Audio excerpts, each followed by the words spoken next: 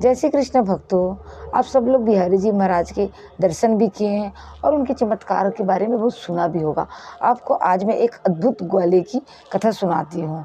हर वर्ष की भांति उस वर्ष भी सब परिवार श्री बिहारी जी महाराज के दर्शनों के लिए वृंदावन जाने को तैयार हुए।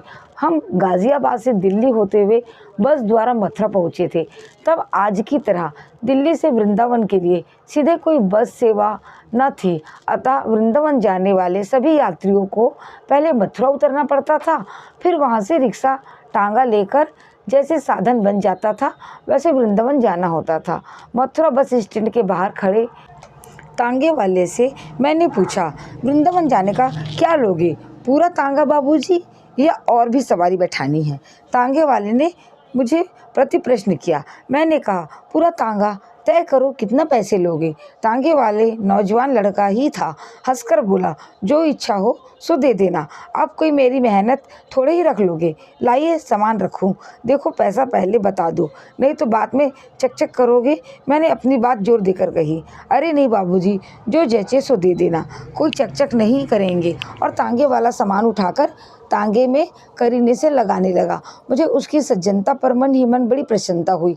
मैंने उनसे कहा कि यदि ऐसी बात है तो हम लौटकर भी तुम्हारे ही तांगे से वापस जाएंगे, किंतु तब किराया तुम्हें ही बताना होगा। तांगे वाले ने कहा, जैसे आपकी इच्छा, और मैं सपरिवार तांगे में सवार हो गया। तांगे ने मथुरा को पार करने में काफ़ी समय लिया। यद्यपि तब आजकल जैसी भीड़ नहीं रहती थी, फिर भी तांगे वाले की ज़्यादा बातूनी होने के कारण तांगे की गति काफ़ी कम थी। वह हमें मथुरा से मंदिरों के बाहर में न जाने क्या क्या बताता रहा। थोड़ी देर में ही हम सब तांगे वाले की बातें में मगन हो गए।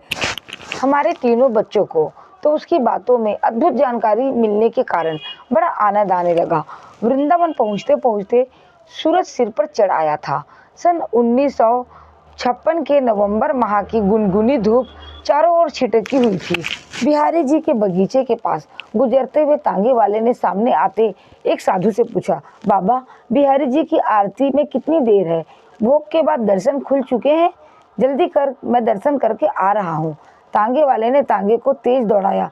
देखते ही देखते बिहारी जी की गली के पास पुलिस चौकी के सामने तांगा खड़ा कर दिया। आजकल यह पुलिस चौकी श्री बिहारी जी के नाम से जानी जाती है, किंतु तब इसे पुलिस चौकी गोवर्धन गेट कहा जाता था। तांगे वाला बोला, बाबूजी, आप इन तीनों बच्चों को लेकर जाएंगे तो दर्शन नहीं मिलेंगे। बच्चे छोटे हैं ना, खुद जल्दी चल सकेंगे और ना आपको चलने देंगे। ऐसा कीजिए, इन्हें यहीं छोड़ दीजिए, इनको देखभाल करता रहूँगा मैं, तब तक आप आ जाइए दर्शन करके, और अपने जूते चप्पल भी यहीं उतार जाइए। ऐसा ना हो कोई मंदिर के बाहर से पहन जाए। मुझे तांगे वाले की बात जच गई। मैंने पत्नी को जल्दी जल्दी चलने को कहा। तीनों बच्चे तांगे में ही रह गए। हम दोनों जब मंदिर में पहुँचे तो पर्दा आया हुआ था। राजभोग आरती होने वाली थी। दर्शन खुलने पर गोस्वामी जी ने श्री बिहारी जी महाराज को आरती उतारी।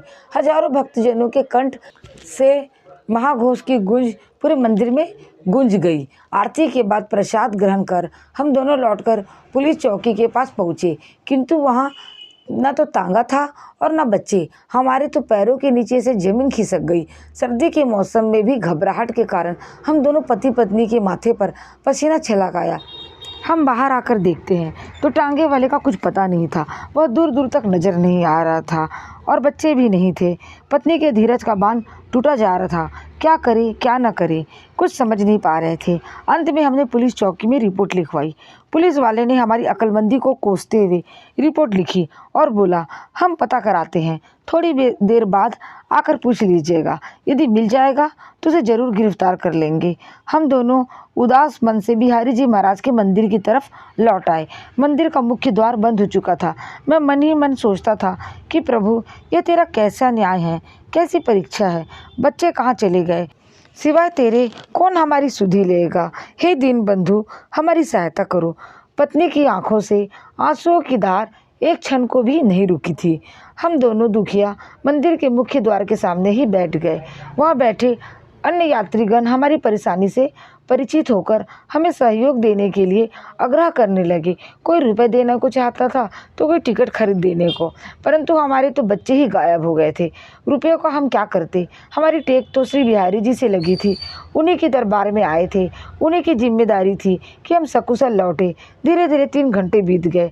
अचानक मैंने देखा कि वही तांगे वाला मंदिर के मुख्य द्वार के सामने बने चबूतरे की सीढ़ियों पर चल रहा है। देखते देखते वह हमारे पास आ पहुंचा और पैरों में से सिर रखकर रोने लगा। बाबूजी मारिए मुझे, मैं बहुत पापी हूँ, मुझे पुलिस में दे दीजिए या जो जी चाहे करिए। मैंने हड़बड़ी में पूछा, बच्चे कहाँ हैं? तांगे में उसने उत्तर दिया। और तांगा? मुंगेर मंदिर पर खड़ा है, उसने कहा। हम दोनों लगभग दौड़ते दौड़ते उसके साथ मुंगेर मंदिर के सामने पहुँचे। तीनों बच्चे स्वस्थ सानंद थे। हमारी जान में जान लौटी। मैंने तांगे वाले से पूछा, बच्चों को लेकर इतनी दूर क्यों चला गया?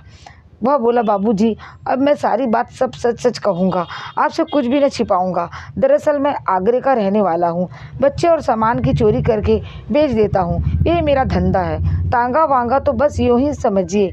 जब आप दर्शनों के लिए चले गए तो मेरे स्वभाव ने जोर मारा और मैंने बच्चों सहित आपका सामान उड़ा देने की योजना बना डाली। मैंने बच्चों को वृंदावन घुमाने का झांसा दिया और पुलिस चौकी के साथ वाली गली में से होकर यहाँ तक ले आया, किंतु यहाँ आकर मेरी योजना धरी की धरी रह गई और मैंने ना तो आपके बच्चों को चुरा सका और न सामान को। क्यों, ऐसा क्या हुआ? मैंने पूछा। वह कहने लगा, जब मैं तांगा लेकर यहाँ पहुँचा और मथुरा जाने को तैयार ही था कि तभी मेरी आंखों के सामने एक 8-10 वर्ष का बालक ग्वाले के वेश में आकर खड़ा हो गया। उसकी रहस्यमयी मुस्कान को देखकर मेरा सारा शरीर कांपने लगा। घोड़े की लगाम मेरे हाथ से छूटकर न जाने कब गिर गई। सिर चक्कर खाने लगा और मैं बेहोश होकर गिर पड़ा। जब मुझे होश आया तो मैं पागलों सा दौड़ता हुआ तुम्हारे पास पहुँचा और तुमसे अपने अपराध की क्षमा मांगी। उस बालक की चेतावनी अब भी जैसे मेरे कानों में गूंज रही है। मूर्ख, या तो मेरे भक्त के बच्चों को उन्हें वापस पहुंचा दे, नहीं तो मैं तुम्हें अंधा कर दूंगा और तेरा सर्वनाश कर दूंगा। तांगे वाला आंखों में आंसू भरकर कह रहा था। मैंने तो लाख कोशिश की कि तांगा दौड़ाकर मथुरा ले जाऊं, पर उस ग्वाले के सामने एक न चली। तांगा टस से मस तक नहीं हुआ। अब आप चाहें तो मुझे पुलिस में दे दें, मैंने भयानक अपराध किया है। हमने इस सब घटना को श्री बिहारी जी महाराज की अचिंतनीय लीला मानकर उस तांगे वाले को क्षमा कर दिया और उसी के तांगे में बैठकर शाम को श्री बिहारी जी के दर्शन करके मथुरा लौटे। श्री बिहारी जी महाराज की अद्भुत कृपा का स्मरण आज भी हमें पुलकित किए रहता है। बोलो कृष्ण कन्हैया लाल की जय।